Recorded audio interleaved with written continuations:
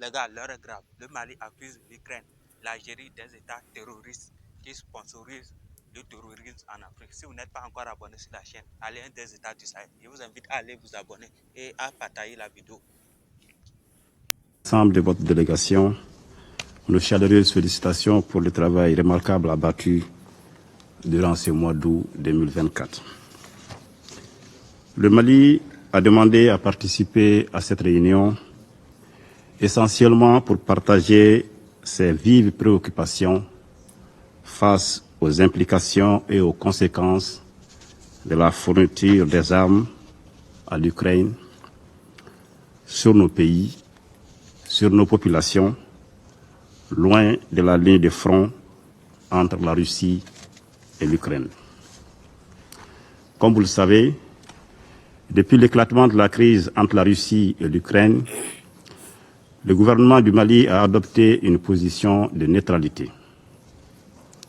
Cependant, nous sommes de plus en plus préoccupés de voir que cette crise se transporte progressivement vers des régions loin du front, comme nous avons pu le constater le mois de juillet dernier au Mali, donc au Sahel, en Afrique.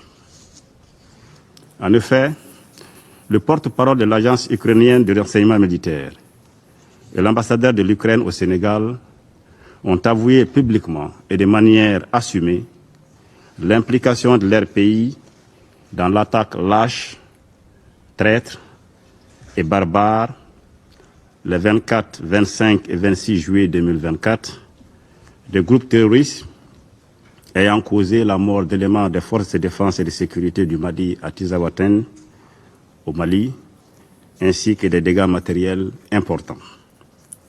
Pire, ces hauts responsables ukrainiens ont publiquement annoncé d'autres résultats à venir. Cela nous préoccupe.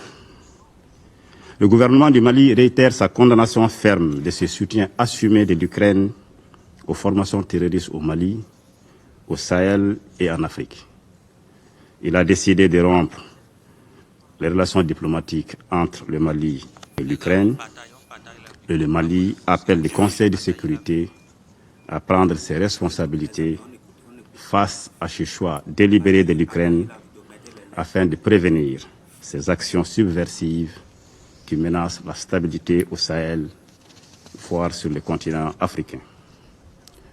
Compte tenu de ces précédents fâcheux que je viens de dénoncer, le gouvernement du Mali exprime sa vive préoccupation pour la question de la fourniture des armes à l'Ukraine, car il est désormais établi qu'une bonne partie de ces armes fournies à l'Ukraine vient alimenter le terrorisme et la criminalité au Sahel, avec le risque de déstabiliser davantage nos pays et d'aggraver les souffrances de nos populations, déjà éprouvées par plusieurs années de conflits aux conséquences dramatiques.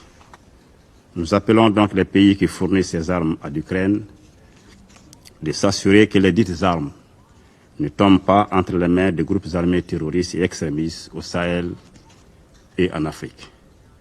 Pour sa part, le Mali ne souhaite point devenir un champ de convoitise et de bataille entre les puissances.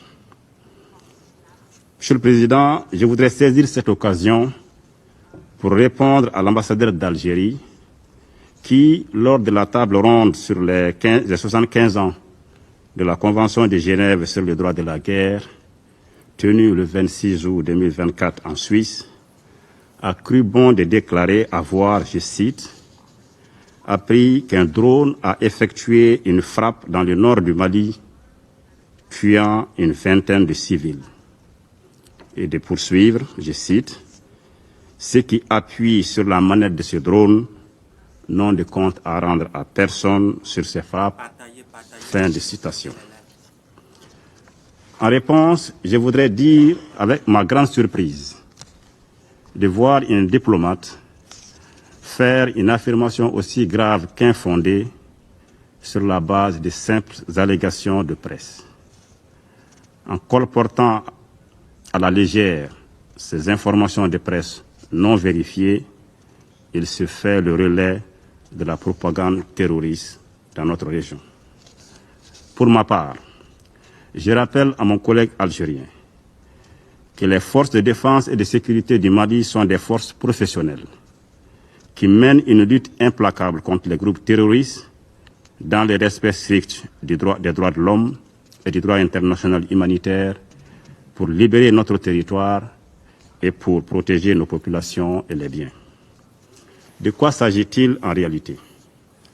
Le 25 août 2024, les forces de défense et de sécurité du Mali ont mené une reconnaissance offensive qui a repéré des véhicules de type pick-up chargés de matériel de guerre, soigneusement gardés dans une concession dans la localité de Tinzaouaten, au nord-est de Kidal. Après une surveillance minutieuse, les forces de défense et de sécurité du Mali ont effectué une série de frappes qui a permis de détruire les cibles terroristes et de neutraliser une vingtaine d'hommes armés. Comme vous pouvez le constater, Monsieur l'ambassadeur d'Algérie, cher ami Amar, il s'agit bien des terroristes que les forces du Mali ont neutralisés le 25 août et non des civils. Je l'invite donc à adopter une attitude constructive et plus respectueuse du Mali et de son peuple, conformément du reste aux relations séculaires de bon voisinage, de fraternité, d'amitié et de coopération qui ont toujours existé entre le Mali et l'Algérie. Je vous remercie, Monsieur le Président.